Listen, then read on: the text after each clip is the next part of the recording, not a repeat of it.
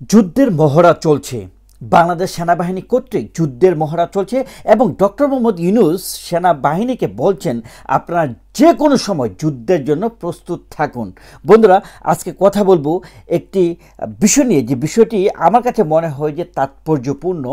রাজবাড়ির কালুখালীতে আজকে যুদ্ধের মহড়া করছে বাংলাদেশ সেনা কর্মকর্তারা এবং এখানে অত্যাধুনিক ট্যাঙ্ক, কামান, বিমান বাহিনীর যুদ্ধ বিমান, আর্মি এভিয়েশন বিমান, হেলিকপ্টার এগুলা ইউজ করা হচ্ছে। মানে সত্যি কথা, আপনি যদি দেখেন দূর থেকে আপনার কাছে মনে হবে যে সামথিং লাইক মানে রিয়েল ফাইট করছে তারা, but it's doing like artificially. Okay, যুদ্ধের মহড়া, মোট কথা হচ্ছে যে একটা মহড়া করছে তারা, মানে বোঝানোর চেষ্টা করছে any time anything happen in Bangladesh, যে you have to get ready to fight against your enemy. কিন্তু প্রশ্ন হচ্ছে, এই কিছুদিনের মধ্যে আমরা দেখতে পেলাম যে হাজার হাজার হাজার হাজার আপনার রোহিঙ্গারা বাংলাদেশের ভিতরে অনুপ্রবেশ করছে, তারা ঢুকে পড়ছে। এখন পর্যন্ত একটা চুল ছিঁড়তে দেখলাম না আমাদের অন্তর্বর্তীকালীন সরকারের যে অবস্থান সেখান থেকে।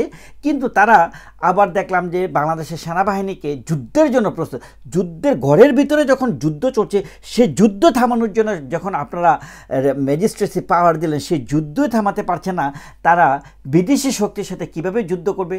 এই প্রশ্নটা আমি ডক্টর মোহাম্মদ ইউনূসকে রাখতে চাই।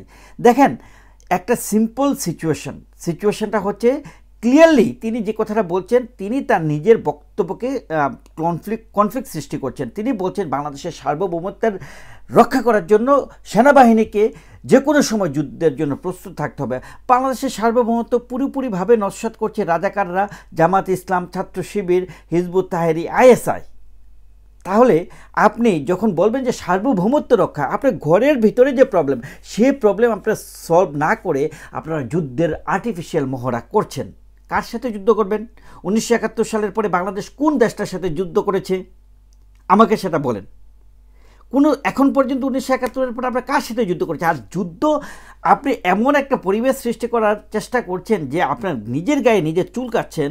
নিজের গায়ে যখন আপনি চুলকাবেন তখন কি হয়, বেশি চুলকালে কিন্তু আপনার চামড়া কিন্তু ক্ষত হয়ে যায়, রক্ত কিন্তু চলে আসে, রক্ত বের হয়ে যায়। তো আপনি তো নিজের গায়ে নিজে চুলকাচ্ছেন আননেসেসারিলি। যেখানে বাংলাদেশের ইন্টারনাল প্রবলেমগুলো আপনারা সলভ করতে পারছেন না, আপনি নিজের মুখে বলছেন যে আপনাদের দৃষ্টিভঙ্গি এতটা সূক্ষ্ম নয়, আপনারা টেন্ডারবাজি, চাঁদাবাজি দমাতে পারছেন না।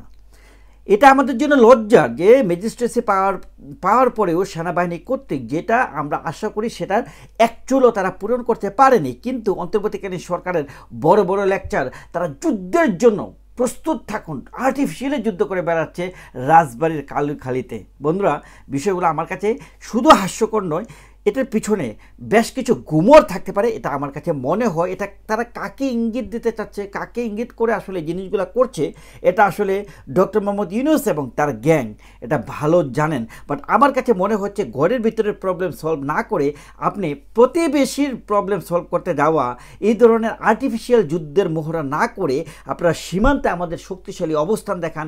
সীমান্তে রোহিঙ্গারা যেভাবে বাংলাদেশে ঢুকে পড়ছে সেটাকে আমাদের জন্য একটা রাষ্ট্রীয় থ্রেট হিসেবে পরিণত হচ্ছে, সেটার ব্যাপারে তো কোনো কথা বলেন না।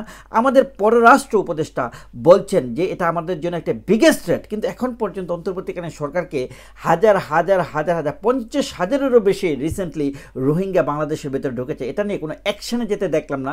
তারা এখন আর্টিফিশিয়াল যুদ্ধের মহড়া করছে। আসলে এগুলো সব আইএসআই, এই পাকিস্তানি প্রেতাত্মাদের নির্দেশেই অন্তর্বর্তীকালীন সরকার ডক্টর মোহাম্মদ ইউনূস তার যে সেনা গ্যাং, বাংলাদেশের সাথে সাংঘর্ষিক যে সেনা কর্মকর্তারা আছে, জাতীয় সন্ত্রাসী পরিণত যারা হয়েছে, যারা দেশের সাথে বেইমানি করছে, রাষ্ট্রদ্রোহিতার কাজ করছে, তাদের সাথে মিলবন্ধন হয়ে তিনি বিভিন্ন ধরনের নাটক করছেন। কিন্তু যেখানে নাটক করা ছাড়া বাস্তবিক কার্যকারিতা ভূমিকা রাখা দরকার, সেখানে তারা কিছুই করছে না। দুঃখজনক। আপনারা কীভাবে দেখছেন কমেন্টস করে জানাবেন।